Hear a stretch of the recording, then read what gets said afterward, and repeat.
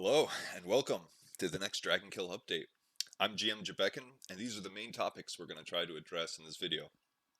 The introduction of doors, the new auto-equip method, chests giving gold finally, armor and weapon stands, traps, arcana changes to characters, housing plot changes, a new reputation system, the introduction of Zum wallets and email accounts linked to accounts, NFTs added into the game as long as they're in your Zum wallet, new future changes coming to the town, introduction of durability into items, a new item delete method, and a whole bunch of new sound effects.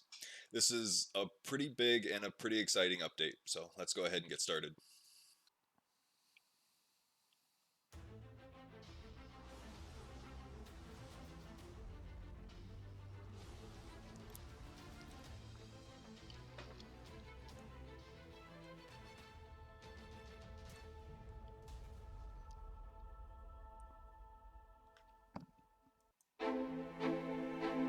Alright, so I'll be signing in with a new account. This account previously had an account on it that was reset, and it used to have a Zum wallet attached to it. So you're going to see something a little bit different than what you'd normally see. When you sign up your account for the first time, your Zum wallet won't be linked to another account. The account that I'm using has been previously linked to another account that I reset manually. So it's going to say the account's already in use, but then it's going to auto-correct itself and fix it. So we'll go ahead and sign in with the account that I reset.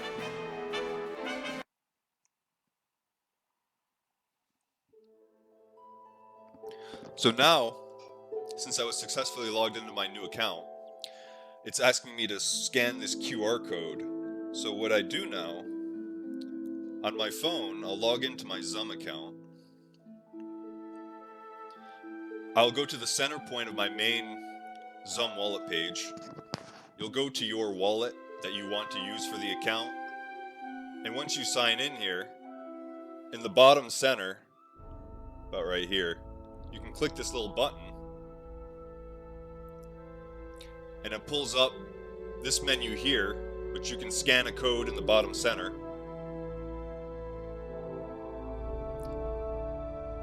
Bringing up the scan option. So I'll go ahead and scan this QR code, and you see it'll pull up a little Dragon Kill message saying it's going to cost 100 DKP in order to activate my new account. So I'll slide and accept. I'm willing to pay 100 DKP to activate my account. Putting in my password. Signed completed. Now it'll go through the game. This could take up to 30 seconds. First it'll say it failed. That's because I reset the account. Now it's going to auto-correct itself and see that it has been corrected. And now it will succeed and bring me into tactician creation.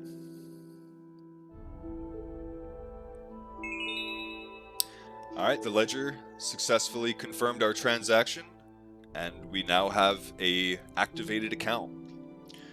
So we'll make our name.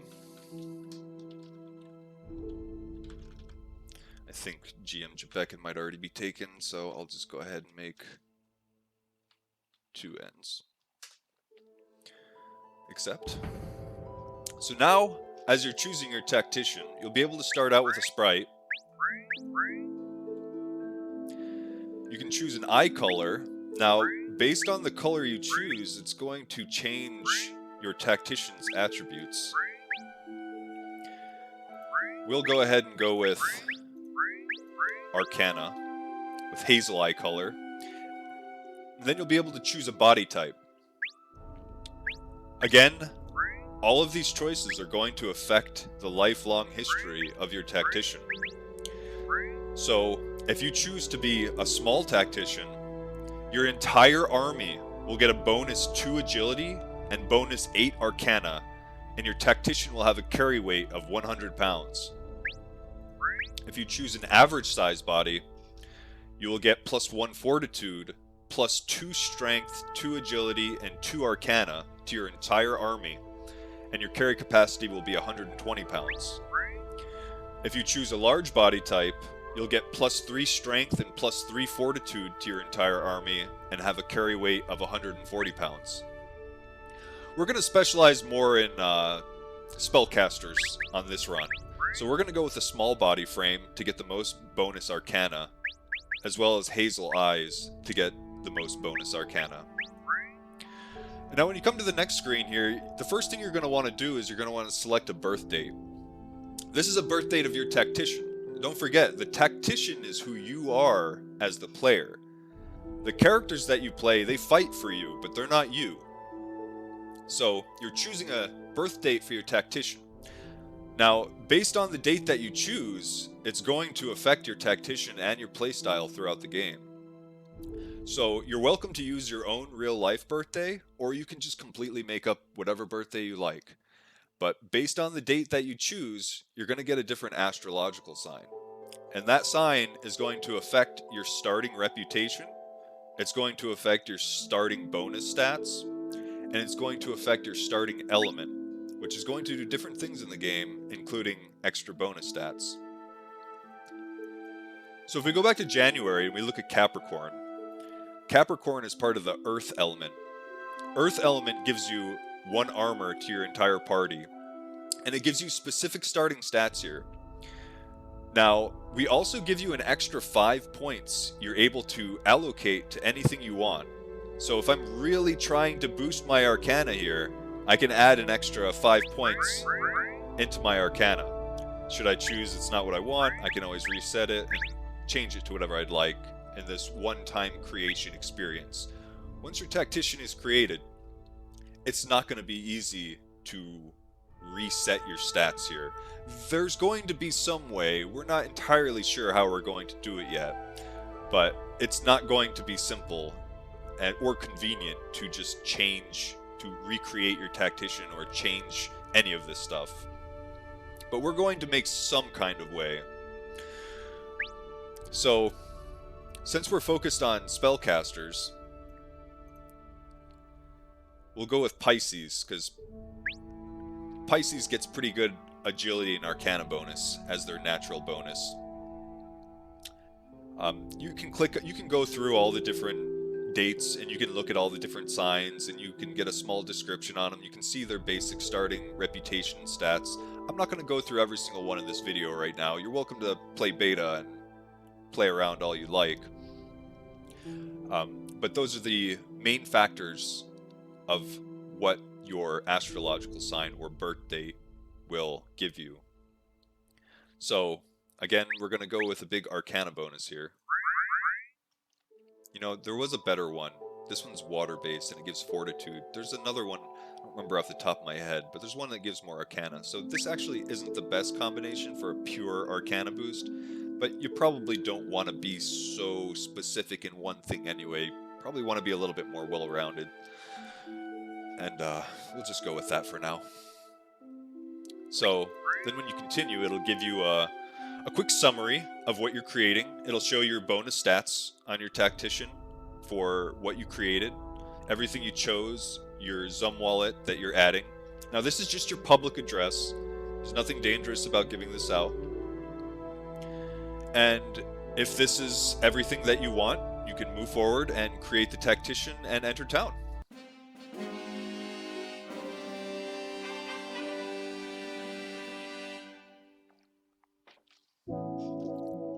So then we go to our tactician window, which has been altered. And you'll notice my bonuses here are much more than they used to be on the previous version of Dragonkill. We decided to give a bit of a bonus to the players. This entire new tactician creation, all of these new stats that you get that affect your entire army, these are all pretty much an extra on top of everything else in the game. We didn't make the enemies more difficult. Everything's coded the same, so it's a little bit of a boost for all players to make the game just a little bit easier, because we realized we did code the game to be a little bit too hard, and we need to ease up on it a little bit. So we'll go ahead and create a character here real quick to show these new stats. We'll just make a fighter.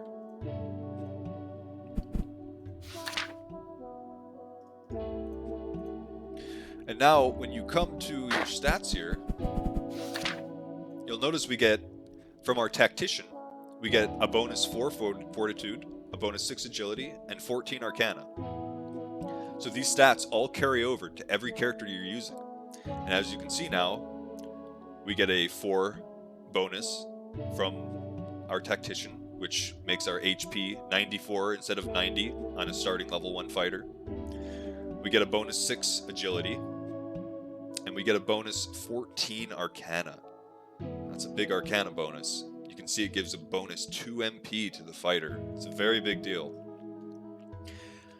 And that is the new tactician creation that we have created. And we'll move on and show some of our other updates here now. Alright, we're moving on to the NFT section of the video. This is something I'm very excited to show. So, as you can see, we are in the same account. Where's our wallet address? Here's our wallet address. It ends in GYK. You can see our gold, our DKP in the account, our XRP in the account. We'll pull this up on XRP scan here in a minute. So you can see this is my Zum wallet attached to my account here that I created. If we go in our stash, you can see that our NFT stash has nothing. We have no NFTs on the account. And now, let's go to the NFT here. So I already initiated the transfer to myself. This is one of the NFTs in the game, the Mace of Healing. There are only 10 of them. 2 are created right now, but there are 10 max. We've been transferring this back and forth for testing purposes. That's why the record of transfers are there. But basically, every NFT has its own unique ID. And every time you log into Dragonkill, it scans your account and checks the XRP ledger to see if you have any of the NFTs created in your account. Now, if you have one in your account, it's going to automatically populate in game. So we'll go back to the game here. Again, our wallet has no NFTs in it. So I had a GM What's Our Doing send me this NFT here, and it's currently in his wallet, but we're going to go ahead and claim this on our Zum account.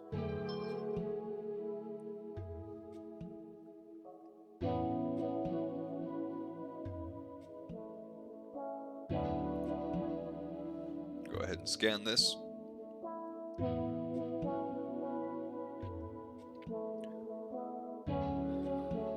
We will sign the transfer.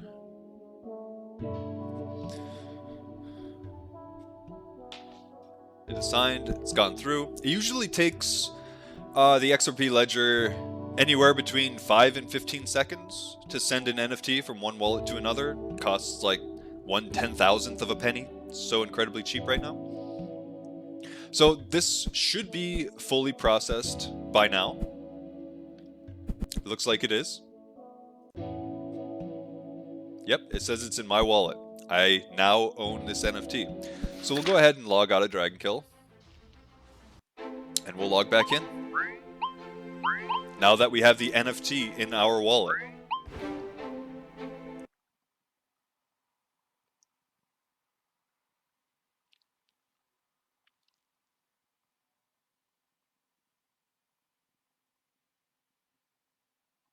Fingers crossed. We open our NFT stash, and we now have the Mace of Healing NFT. So, if you own an NFT and say you don't want to play the game anymore, or maybe you just earned one in game and you want some money, you can put that NFT up for sale on the XRP DEX, the decentralized exchange on the XRP ledger. You can post your NFT for sale, and if you sell it, whoever buys it from you, when they log into the game, they are then going to have that NFT. Now, we are even considering the idea of making these NFTs progress over time. So if you got an NFT early enough, you'd actually be able to level up the NFT over time, making the weapon more powerful over time.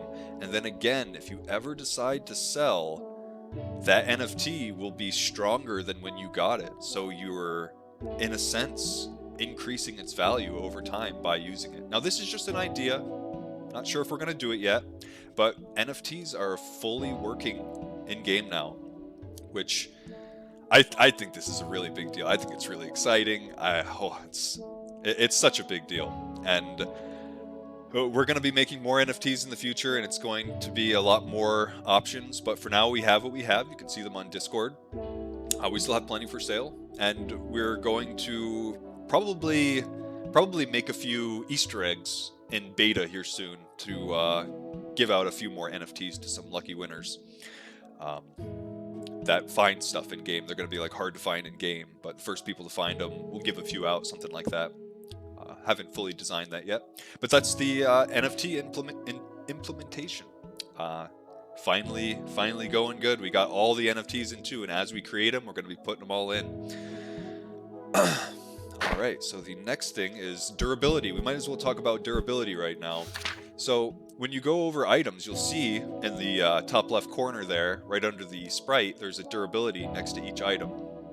Now, as you use items, as you swing, as you get hit, your durability will slowly, it's not anything crazy, it's going to slowly reduce, and you'll have to repair them in order to continue using them. Now, if you get an NFT, as you can see, they're indestructible. These cannot be destroyed. There's a few good perks of having NFTs.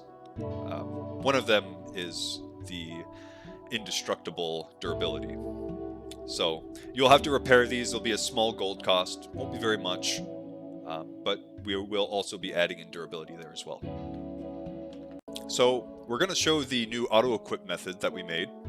I already went ahead and created a team. I bought a bunch of equipment to save time.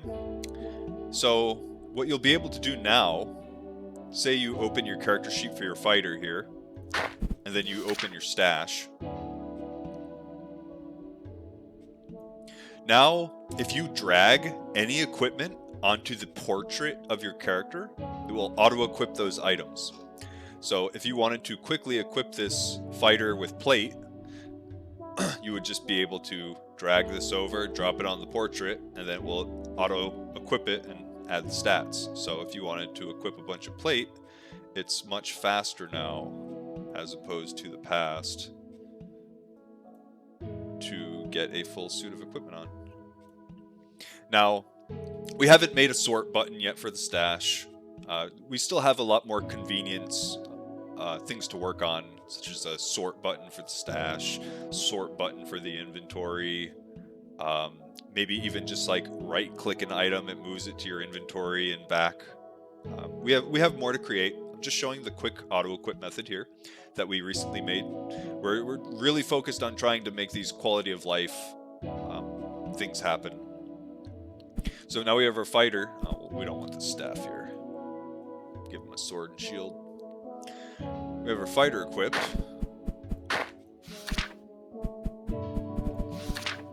We'll bring our rogue up here.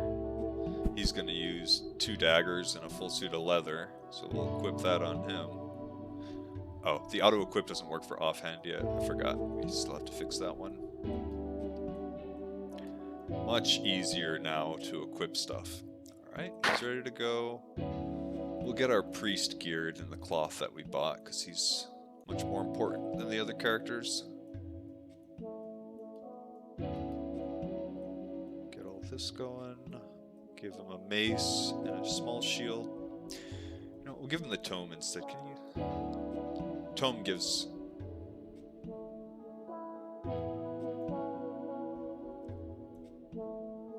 I thought it gave me a lot more arcana. We're good. Tome gives a lot more arcana than the shield does. Wow, 20 MP starting. These new arcana changes are really gonna make it a lot easier to have a higher MP pool. The archer needs the bow. And we won't equip the rest of the characters. So the next topic, we also finally added in a way to delete items. If you double right click on an item, it opens this little window here. You have to type in delete, And you have to type in delete with a capital D, otherwise it won't work. But simply typing it in will delete the item from the game world. So if you have things you want to get rid of, you're now able to delete them. Alright, so we're going to go over the reputation system real fast. If you click on your tactician window and go to the drop-down menu over here, click on reputation, you will see the starting 8 factions in the game. Now, the faction points here, you'll see, there's a maximum of 9,999 and a minimum of 0. If your faction falls between 0 and 2,000, such as Giants and Dragons is between 0 and 2,000, you are kill on sight to those creatures. If they see you, they will try to kill you, and they will not talk to you. If you're between 3,000 and 4,000, which most people will be that range, depending on which astrological sign you chose on your birth date, will alter these values slightly. But most people start out lizards and orcs in between this range of dubious here. And if you're dubious, they won't attack you, but they also won't trade with you, and they also won't talk with you. They acknowledge your existence, but they're not going to attack you, and they're not going to work with you. If you're between 4,000 and 5,000 reputation, you will be considered apprehensive. They're willing to do business and speak with you, but they still don't trust you, and they also will not attack you, but they're also not going to help you. If you fall between the 5,000 and 6,000 range, you'll be considered indifferent. You will get better business rates than as if you were in the apprehensive range, and this creature will see you as an equal. So they'll talk to you, they'll do a little bit better business with you than if you were apprehensive. And then if you raise your faction to the 6,000 to 7,000 range, you will be considered amiable. At this point, the creature will trust you. They will have even better business rates than as if they were indifferent. This might open up more quests with a specific faction when you reach the amiable range of reputation, since you are now trusted with that faction. If you get between 7,000 and the maximum, you will be considered an ally. You've proven yourself to this faction that you're trustworthy, you're here to help, and they will want to invest in you and do whatever they can to work with you. You'll be given the best rates for business as well. So, as you'll notice here, starting out kill on sight to dragons and giants, just because you start out kill on sight, this doesn't mean you can't do things in the game to raise your faction with these, and maybe one day work yourself up to apprehensive, where they're willing to speak with you. And the further you get up, it's possible that going to these giant city and dragon city that maybe they're willing to work with you if you've proved yourself and worked your faction up. So there's going to be lots of different quests and different things to do in the game that will unlock based on your faction. And the ability to use these different cities, all the different cities, they're going to have different plots similar to the aurdine housing plots. There will be expansions of new housing plots in these newer cities. They will be slightly different, but mostly the same. And they will be only available to those who are available with enough faction to work with those types of creatures. So there will be a lot more to come with the reputation system, but this is just a quick overview of what to expect. So something else we wanted to go over in this video is we're going to be updating the town of Aurdine here. So this has always been more of a placeholder town. This wasn't the actual vision of the town. So we're going to be making the town into a more immersive, real feel of the game, where think of how you go out into a node and you fight a battle. We want town to be more like that. So we're going to create an open world static town that you'll be able to see other players, interact with them, trade with them, and among other things you can do in town as well. So we're going to basically be recreating this format here into the actual game. And I'm going to show you a little bit of that in our software that we use to actually develop the game, but I will have to restrict the edges because there's some information that we can't reveal to the public. But we will go into that and I'll show some of what's to come in the future.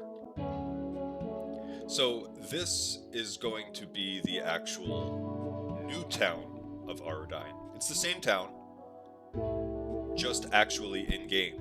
So what you'll notice here is this is going to be the inn and more the center point of town. This is going to be the armory where you'll buy and sell basic equipment, different crafting stations here to create different types of goods in the game.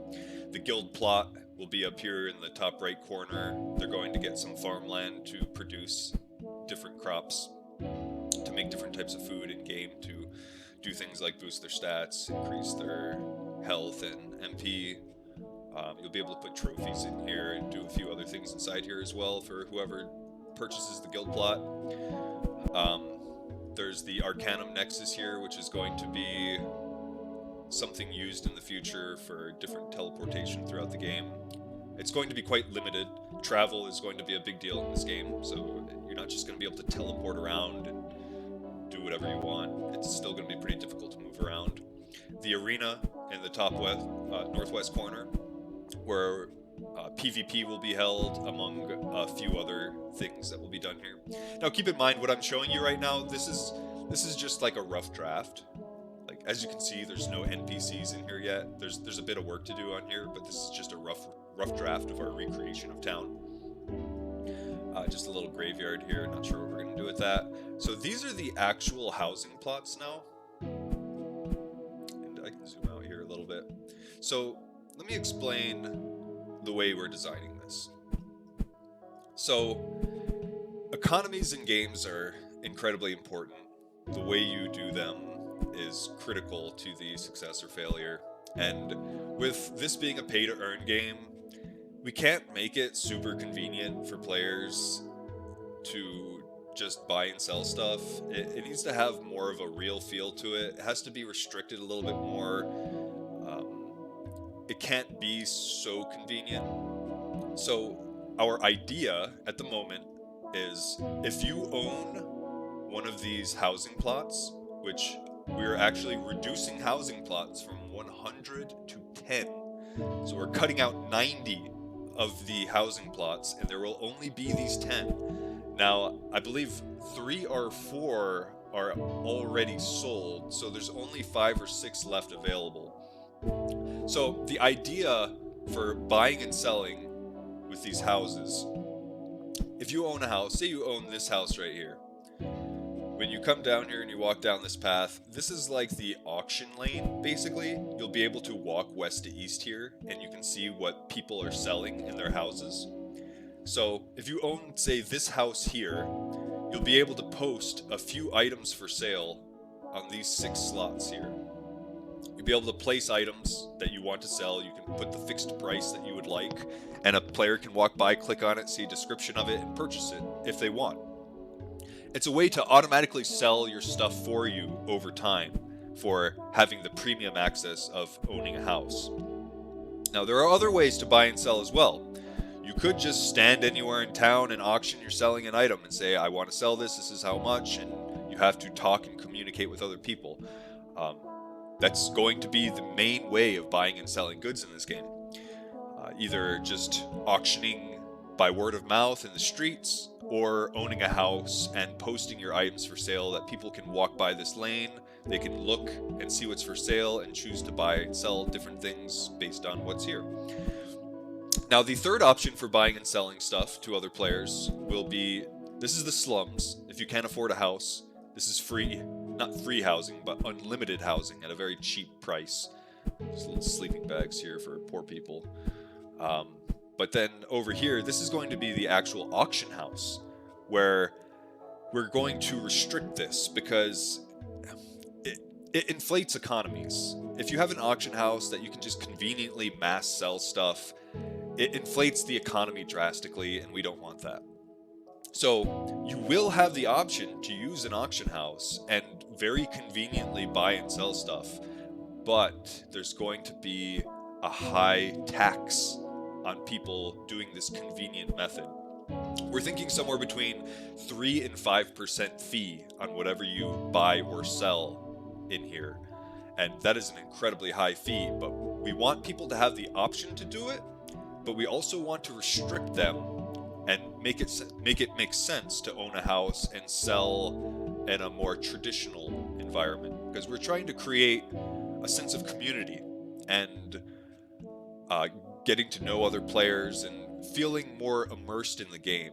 If you just go to an auction house and, you know, just auto sell a bunch of stuff real fast and not really care about any of it, and it just floods some gigantic economy, we don't think that's good for any game. So there will be an option to use the auction house, but it's going to have a high fee. Now, if you sell stuff out of your house, there's going to be no fee. Also, if you sell an item just by verbally communicating and saying, I want to sell this, somebody else says I want to buy it, and they're willing to trade you in game and trade money for the item, there's also no fee for that as well. So we're trying to incentivize a sense of building a community and being more immersed in the game and feeling like you're actually selling the item. And that's a general outline of buying and selling stuff throughout the game. Houses are going to be able to do a lot more. This is not a quick synopsis of everything that the houses are going to be able to do. They're going to be doing a lot more things. I just wanted to explain the buying and selling process of houses, auction house, and trading from player to player.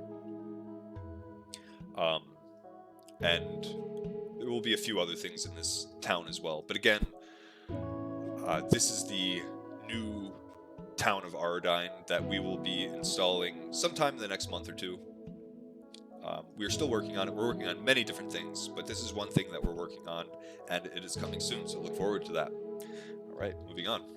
All right, so in this final section of the video, we're going to be going over doors, chests, traps, and armor and weapon stands. So we'll go ahead. We got our team equipped. All level 1 basic equipment. We'll go out to the first zone, the Gates of Aurdine, the easiest area of the 3 that you can choose from the start. Now, just like the town, we also plan on revamping this entire overworld map to a similar concept of town. So be looking out for that in the future as well.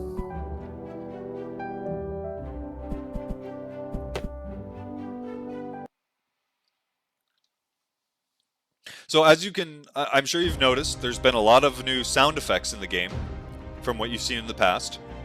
So basically, if you hear a sound when you hover your cursor over something, that means that the object that you're hovering your cursor over is interactable. As you can see, the grass, the walls, the stuff, it's not making any sounds. But when I go over something interactable, it makes the sound. We added in lots of different sound effects for confirmation, hovering over something, canceling something, and whatnot. So we have doors right up here now. Let's turn this down just a little bit. So there's going to be lots of different types of doors in Dragonkill. So far we have 6 different types of doors. This is the most basic door, just a door. It's not even locked. You can just open it and close it and go through. Some doors will be locked. Some doors will be locked and able to lockpick from a rogue. Some doors you will require a key. Some doors can be broken down. There will be lots of different types. This is just the most basic door you see right here in front of us. You can open it and close it, and it leads to different areas. That's a new addition we brought in recently. So we'll go out. This is the first map, the first most basic map that we have. And we're going to find ourselves some traps, some armor, weapon stands, and the final chest. So every map has, it's random. It'll have one final chest. It'll have a few mini chests and a few weapon and armor stands, but you'll have to find them. They're not always in the same spot every single time. Alright, had a little bit of issues there. Had to restart the map. So when we leave town, outside the east here, there'll be a trap quickly ahead, as well as an enemy right outside here. We'll go ahead and kill the spider real quick. Well, the trap's not here, so the traps are randomized, so that's why that one didn't show up.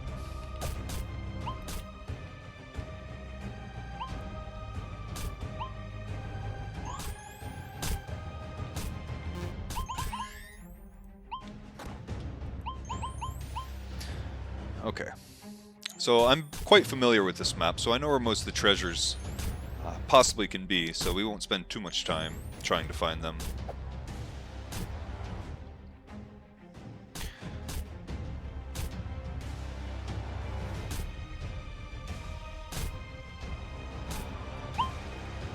Alright. We'll go straight to the main chest for now, actually. No, I don't want to go this way.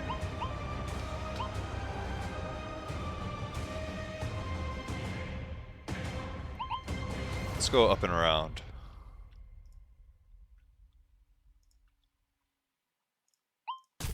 Oh boy. Got 2 packs at once.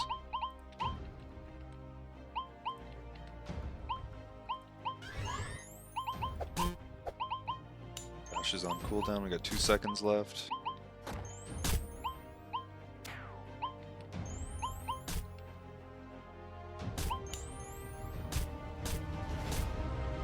Be a little bit close here.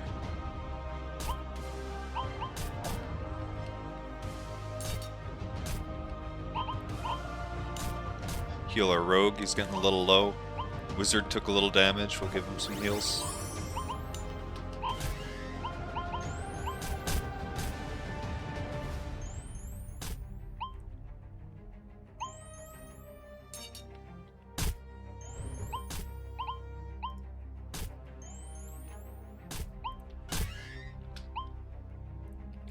Cancel that.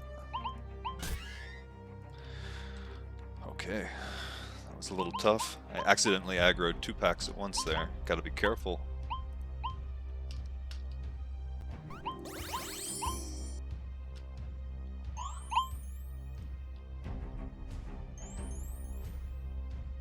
Alright, I know I'm close to the chest. It's right around the corner here.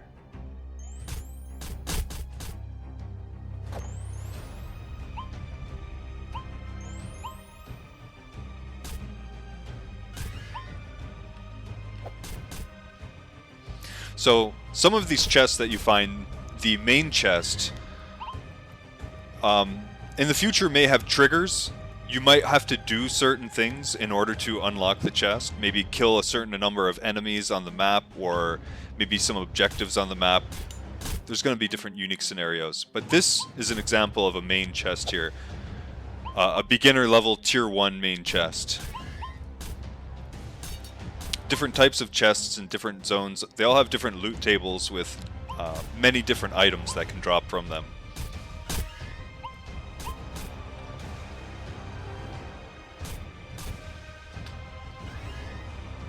Alright, so this being a low-level chest, it's not locked, it's not trapped, but that's something you're going to have to think about in the future. Chests can be locked in the future, they might have a trap on them. Rogues will get abilities to disarm traps, detect traps, but for now this is just a simple chest with no lock or anything, and when you left click on the chest you'll loot the chest. So we currently have it designed so when you play a scene, the more players that are with you on the scene, the more items you get out of the chest. You basically get 1 bonus item per extra character. Sorry, not character, player with you. So you can have a maximum of 6 players in your party. If you had 6 players, each playing 1 character, then in the chest you would get 6 items. Since I'm only 1 player, it's going to give me random 2 through 4 items. But the more players that you have with you, the more loot you get out of the chest. There's going to be a lot of different things in this game that are designed to promote group play. So you're going to get things like bonus loot, bonus experience, if you do things like play with other people instead of just play the game by yourself. We're trying to make it in a way that you can play by yourself and play with other people, but we want to promote mostly playing with other people. So again, the more people you have with you, the more loot you'll be getting out of these chests. So since I'm by myself, we'll see. Looks like we get 1,500 gold and a snake venom. That is very bad luck on the chest. Usually you get some armor or weapons out of there. I mean, this isn't necessarily that bad. It's going to be used in a trade skill to make some type of potion in the game. But yeah, we now have these chests in game. When you loot them, as you saw, I gained about 1,500 gold. Now, the distribution of gold is based on the rewards pool of what's left. So as people tap into the rewards pool over time, the rewards will be reduced. And this is what they're currently set at. This is a more basic level chest. As you get further into the game and you progress and defeat much more difficult foes, go to much more difficult places, and go through the progression of the game, higher tier chests will result in more gold.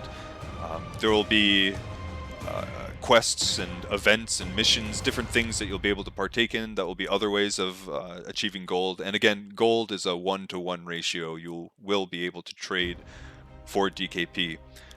That's something that we are almost done with, and we're going to have another update video in just a few days showing trading from gold to DKP, because now you can earn gold, and in a few days you'll be able to convert that gold into DKP. So this was a main chest here. We didn't see any of the other chests. We'll go ahead over here and try to find some, because I wanted to show the armor stand, weapon stand, and mini chests. We'll see if we can find some. There's usually some down here in a more difficult pack. I'll have to clear through some enemies to get there though.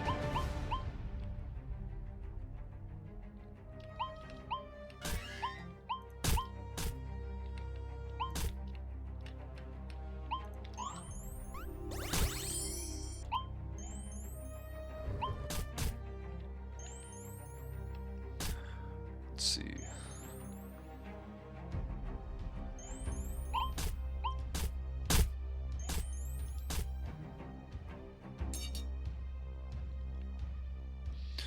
This is a little bit more difficult of an enemy.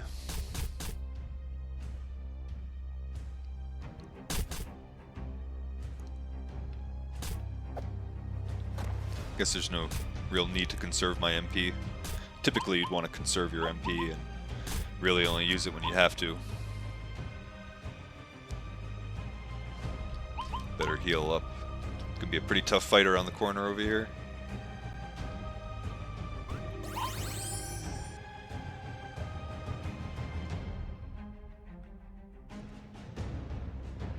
This is the big pack. I don't have an enchanter with me, so this fight's gonna be pretty tough. I also don't have Holy Bolt yet. I really need Holy Bolt for this fight. Let's see if I can purchase that. Ooh. What do I need? 30 class points, and I have 29. I just need to kill one more enemy, and I can actually get that. Let's do that first, before we try to do this fight here.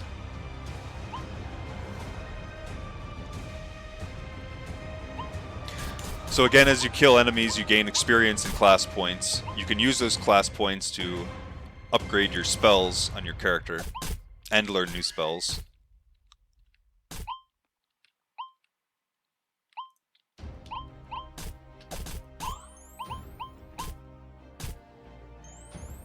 So by killing these enemies, it will produce enough class points for my priest to learn the Holy Bolt spell, which is going to be quite helpful in this fight down here, because I know there's guaranteed some undead in the fight, and Holy Bolt is strong versus undead.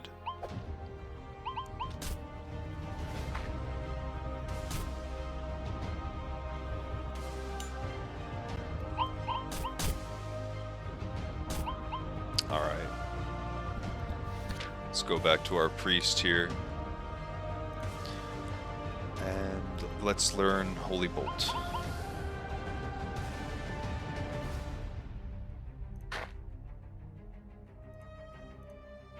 Equip it. Alright. 30 to 40 magic damage to undead only. This fight's a little tough here. Alright, here we go. We'll Holy Bolt the undead here. We'll fire the bat.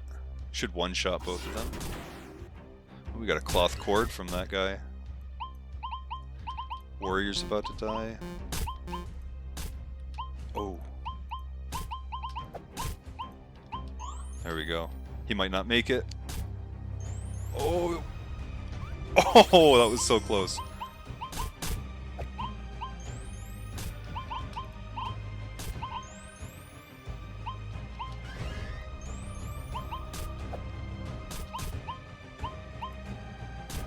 So the higher the rank the heal spell, the lower the cooldown is, so...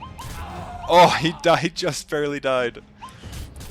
My spells are all lowest rank, so they cast so slow. This is a fresh party. They're just normal characters. I've given them nothing extra. Unfortunate.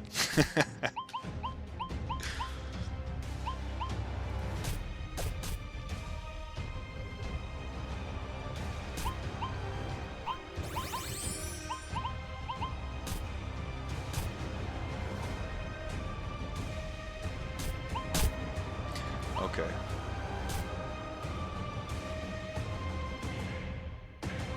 Here's a weapon stand. This is a tier 1 weapon stand. So they'll be glowing different colors based on what tier they are. This is a beginner level zone, so you're not going to find anything other than tier 1 basic stuff. But again, just like a chest, if you left click on it, it'll open the weapon stand and you'll get a different type of weapon. It's random what type of weapon you get. Sometimes you'd be surprised what you find in little corners. Now there's a Cyclops over here, but we're not strong enough to take him. He's usually, yeah, he's guarding an armor there. There's a Cyclops in here, and he'll get you. He's so strong. I can't take him. But if you were strong enough, you'd be able to kill the Cyclops, and there might be some other loot beyond him too. And there's some other parts in the areas here too that can drop chests. We didn't find a mini chest, but they're very similar to the main chest. They just don't have gold. They'll drop some different items in them, maybe some trade skill resources. But they will be scattered throughout the different maps that you'll be able to go through in the game. And they're, again, randomized in different places, and they're not always there. The only one that's guaranteed is the main chest. Alright, so I realized we never found a trap. So, traps, again, are... Currently, this is the beginner level area, so this trap is visible. It looks supposed to be like a bear trap. Now, if I step on it, it's gonna do some type of damage to me, whether it's health damage, MP damage, some type of status effect. These ones will just deal 1 damage and disappear. That's just it's just like kind of like a tutorial trap, just to kind of get you aware that they're possible. As you get more into the game, further into the game, the traps are going to do a lot more damage. They're not going to be visible. There's a rogue ability that is going to detect traps, and you'll be able to see them. They won't be this simple. This one's more just for demonstration and to learn the basics. But we do now have traps in the game you will have to be cautious of. Alright, well, I hope you all enjoyed this update. Took us a long time to get all this stuff together. This was kind of a bigger update than we normally do. Stay tuned. Sometime in the next few days, we're going to be putting out another video showing the gold to DKP conversion. That should be completed sometime in the next few days. Also, sometime in the next few days, we will be bringing the server back up for beta testers to log back in, start playing again. There will be a server wipe, so you will have to start fresh. And make sure, if you're not playing yet, you go to dragonkill.online, go to the beta section and sign up. And you can log in and start playing, and you can start earning gold and soon convert that gold into DKP. These values are kept low right now because it's still beta and it's mostly testing purposes, but we're going to allow people to log in and start making DKP. So, hope to see you all there, and we will see you next time. Take it easy.